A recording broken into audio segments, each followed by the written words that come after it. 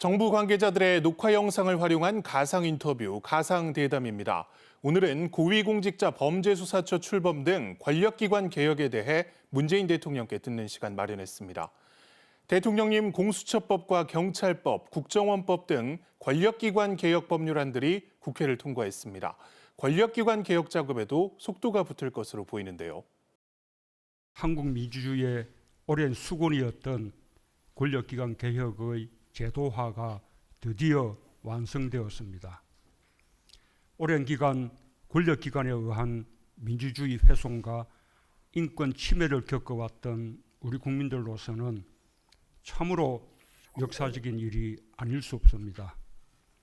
저 또한 국민과의 약속을 지킬 수 있어서 감회가 깊습니다.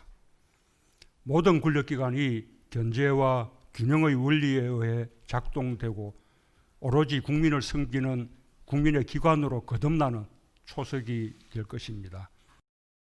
네, 권력기관 개혁 작업 중 가장 관심이 가는 것이 공수처의 출범입니다. 일각에서는 공수처가 정말 필요한 것인지 우려를 제기하는 목소리도 있는데요. 특히 공수처는 권력기관 개혁의 핵심이라고 할 수 있습니다. 우리 사회에서 법은 공정하지 않을 때가 많았습니다. 성역이 있었고 특권이 있었고 선택적 정의가 있었습니다. 전두환 정부 이래 역대 정부는 대통령 자신이나 친인척 등 특수관계자의 권력형 비리 사건으로 얼룩졌습니다. 그때마다 정치적 독립과 중립이 철저히 보장되는 특별사정기구의 필요성이 강력히 대두되었습니다. 네, 공수처 출범 논의가 단지 이번 정부 이후에 이뤄진 것은 아닙니다. 그간의 공수처 출범을 위한 과정을 잠시 소개해 주실 수 있을까요? 1996년 전두환 노태우 정권의 비자금 사건을 계기로 시민단체가 국회의원 151명의 서명을 받아 입법 청원을 하면서 공수처 논의에 물꼬가 터졌습니다. 김대중 정부는 사법개혁 추진위를 통해 정부 차원의 본격적인 논의를 시작했습니다. 2002년 대선 때는 노무현 후보가 공수처를 반부패 정책의 핵심 공약으로 내세웠고 당선 후 입법을 추진했습니다. 당시 공수처가 설립되었다면 이후 정권의 부패를 막는 데 큰 역할을 할 수 있었을 것입니다.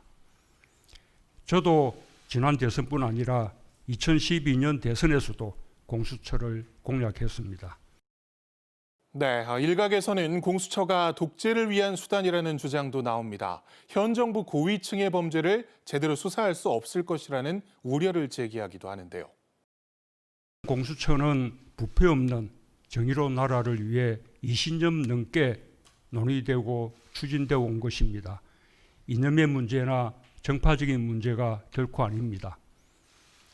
현재 제1야당의 전신인 한나라당에서도 공수처를 2004년 총선 공약으로 제시한 바 있었고 지금 공수처를 반대하는 야당의 유력 인사들도 과거에는 공수처를 적극 주장했던 분들입니다.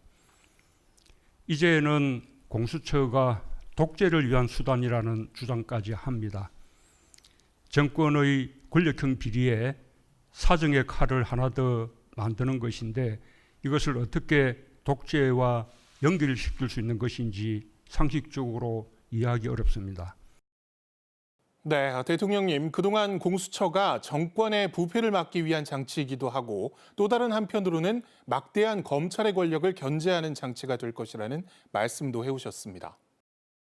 공수처는 검찰에 대한 민주적 통제 수단으로도 의미가 큽니다. 검찰은 그동안 무소불위의 권한을 가지고 있으면서도 스스로의 잘못에 대해서는 책임지지 않고 책임을 물을 길도 없는 성역이 되어 왔다는 국민의 비판을 받고 있습니다. 공수처는 검찰의 내부 비리와 잘못에 대해서도 엄정하게 책임을 물을 수 있는 제도적 장치가 될 수 있습니다. 네, 한편으로는 검찰 기능의 약화를 우려하는 목소리도 나옵니다. 공수처가 검찰이 하던 수사에 대해 이관을 요청하는 등 검찰권을 약화할 것이라는 지적도 나오는데요. 공수처는 검찰권을 약화시키는 괴물 같은 조직이 아닙니다. 공수처는 정원이 검사 25명, 수사관 40명에 불과하여 현직 검사만 2,300명을 거느리고 있는 검찰 조직과는 아예 비교가 되지 않습니다. 공수처가 생겨도 여전히 검찰의 권한은 막강합니다. 검찰의 막강한 권한은 우리 사회의 정의를 지키는 힘이 될 수 있습니다. 다만 국민들은 검찰의 권한에도 견제가 필요하다고 생각할 뿐입니다. 그 점을 검찰도 받아들이길 바람하지 않습니다. 네, 대통령님 끝으로 하고 싶은 말씀 있으시면 부탁드립니다. 공수처는 무엇보다도 정치적 중립이 생명입니다. 검찰로부터의 독립과 중립을 지키는 것 또한 중요합니다. 중립적 운영을 위해서는 모두의 노력이 필요합니다. 공수처의 구성원뿐 아니라 정치권과 검찰, 언론과 시민사회 등 모두가 함께 감시하고 노력해야 할 것입니다. 국민들께서도 우리의 민주주의를 한 단계 진전시키는 국민의 기구, 국민의 공수처가 될 수 있도록 성원해 주실 것을 당부드립니다. 감사합니다.